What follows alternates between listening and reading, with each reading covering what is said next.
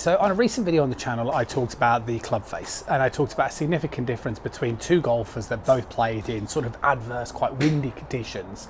And one golfer who has more control of the club face made it look so much easier than the golfer who was struggling with the club face. And I talked about some key principles in that video where I talked about the importance of contacts and the importance of the release will help massively when it comes to controlling the actual club face itself. But what I wanted to do in this video is I wanted to talk a little bit more about this sort of trail arm movement, okay, and how it plays such a significant role, because one of the things that I noticed that you guys always comment on is whenever I produced a video on the idea of driving the elbow in the downswing, the fear factor is always club face. Golfers always go, well, if I do that, I feel like the club face is going to be really open.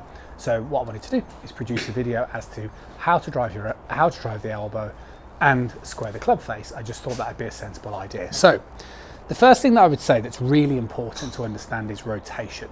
And rotation in the idea of it keeps us in posture. So if I get myself set up in this direction here and I draw a line on the back of my hips, if I am able to trigger a rotation whilst keeping my head still, what will happen is it will produce an element of tilt in my body.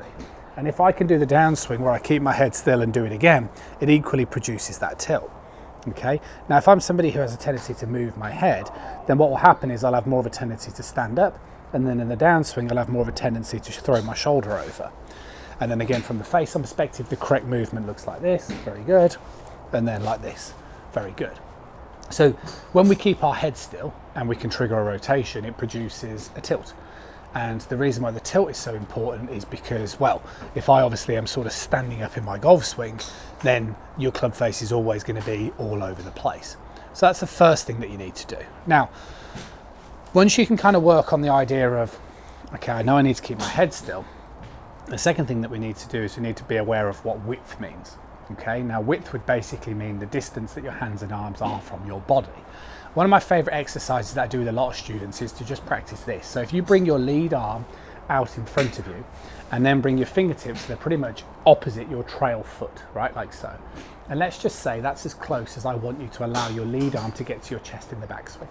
So from that place, create a fist with your trail hand and just position it between the upper part of your arm and your pec. And then what I want you to do is I want you to demonstrate a backswing where you get that same feeling of keeping your head still as you rotate, but don't allow your lead arm to get squashed against your body anymore. Make sure that it's only the same distance as it was from the address position. The reason why this is so significant is because obviously what happens is golfers either move the head, which makes them stand up and lose the posture, and lose those tilts, or what will happen is a golfer won't rotate correctly and they'll start cheating by dragging their arms in. Now, if you start doing one of those two things, you're never going to get a true reflection of what's happening in the club face, which hopefully this will now explain. So from this perspective, this side-on perspective, if I am able to get set up and I am able to, I'm going to put my fist into this position here. So I'm going to start with the club opposite my foot to resemble the same exercise we just worked on. So from here, if I can kind of just turn, okay, keep my head still, and then just lift my lead arm up into the backswing position, okay, and I do that again nice and slowly, okay, can you see that club face? The way it stays very square. Now what I mean by square is the way it looks very perpendicular towards my spine. Now if I keep the same distance with my arm but I lose my posture a little bit, see the face? Okay, so now the club face is starting to look more open. Okay, but it's more because of my body as opposed to a fault with my arms. Okay, and then if you imagined I did something where I now let my arms get too close to me and behind me, then look at the club face. So again, it starts to look too open. So go back to this, back, there will be an element of arm rotation, which will make the club stay on plane. The club face will theoretically open, as opposed to, that would be if no arm rotation. And then again, as I come in towards the downswing, if I'm able to rotate, keeping my head still and retain my angles, you can see the way as we come down into the same position, roughly a takeaway, again, the club face starts to look roughly perpendicular towards that target line. So what I'm saying is, from that side-on perspective, the reason why the club face often looks like this is it's a composition of good rotation and good width, okay? So if you're somebody who either gets their arms dragged too close to you, then your club face is going to look indifferent, or if you're somebody who loses your posture, again, your club face is going to equally look very indifferent. So where does the elbow come into all of this? Well, what your arm is doing and what this right arm is doing is it's really just sort of trying to help you. Okay, in particular in the backswing position, it's just trying to help you lift the arms up and take some of the burden and the weight of the club. But as we start this downswing position, what we want to do is we want to make sure I'm rotating in this good angle.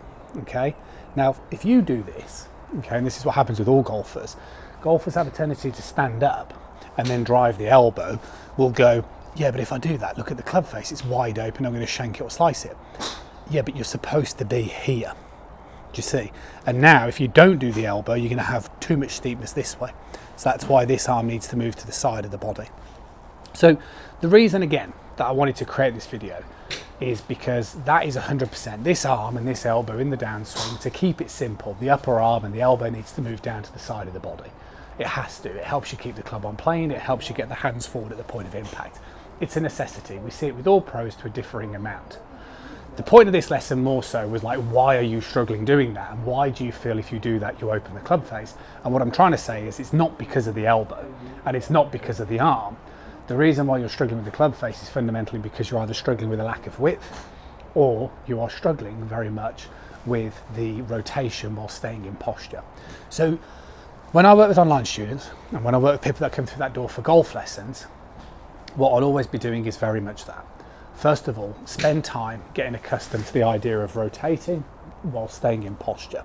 Once you can do the backswing, then you can start practicing doing the downswing. Now what you'll find in particular with most golfers is in the downswing they do something like this. So if you start learning to rotate correctly, what you should feel and what I would expect you to feel is, if I rotate like this, I feel like I'm going to come over the top. That's why the elbow comes into it. And it's then understanding the blend of both of those that will give you that possibility to start swinging more like we see with the elitist golfers and more like we see with the professional golfers. But again, the idea in this was to talk about the club face, and the reason why you're struggling with that elbow is more to do with the two components of lack of width and poor body rotation. And I really hope that this video should help you in terms of now understanding what your priorities should be. Do your rotation. Once you're able to learn how to rotate in posture, then you can start working on your hands and arms, which will help you out endlessly. See you soon.